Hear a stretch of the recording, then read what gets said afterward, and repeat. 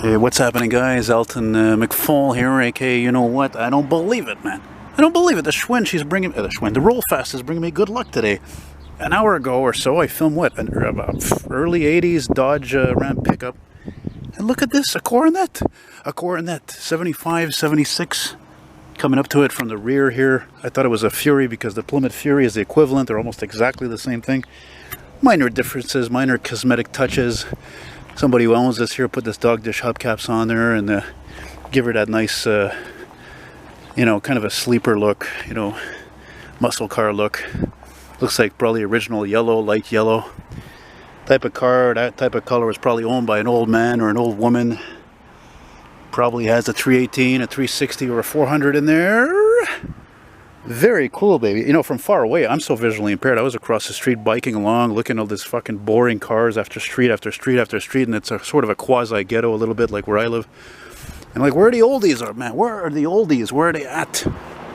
And anyway, I thought from across the street, I said, oh, it's a Monte Carlo.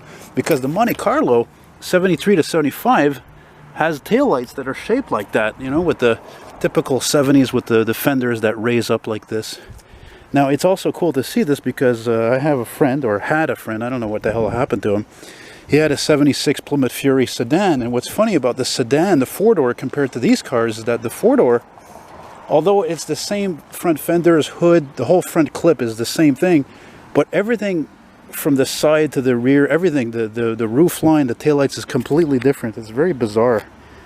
And that's one of the reasons why these cars are neat today, you know, I mean, 20 years ago, 25 years, 30 years ago, it was just an old car, but I mean, they're all gone, you know what I mean? Like, seriously, if they're not crushed or rotting somewhere, they went overseas. So it's very, very groovy to see this baby. You know what? Man, that looks to me like original paint, actually, now that I look at it. It could be a repaint, but look, the wheels were painted, I can see, because the wheels don't exactly match 100%.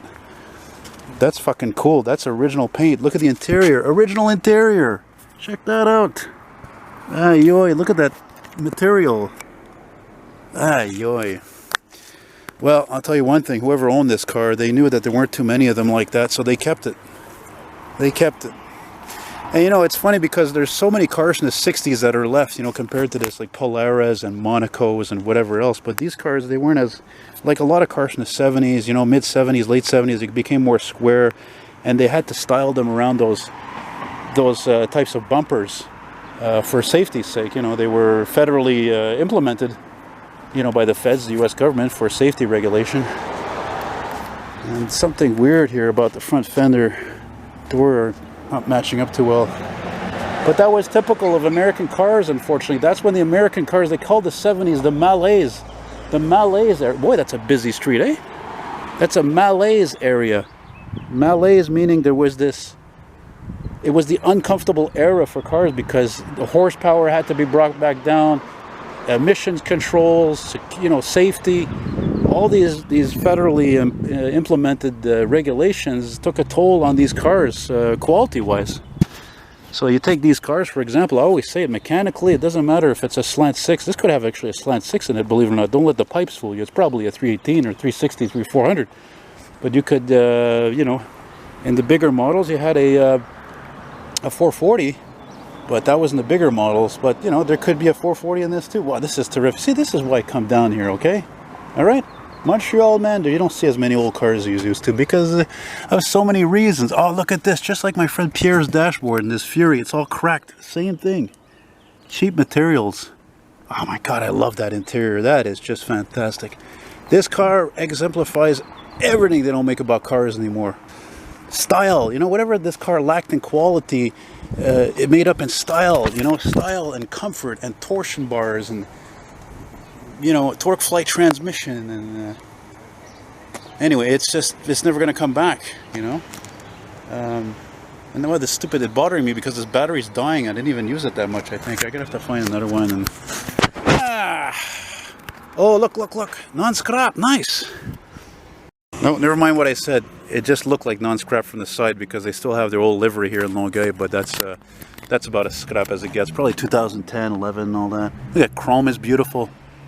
Right on. That is terrific. Well, that's just great. You're bringing me good luck again, you 47 roll fast, which ironically, you come from the South Shore. I bought this bike, very rare bike. I bought it like 7 years ago from a guy from Saint-Jean-sur-Richelieu, I think.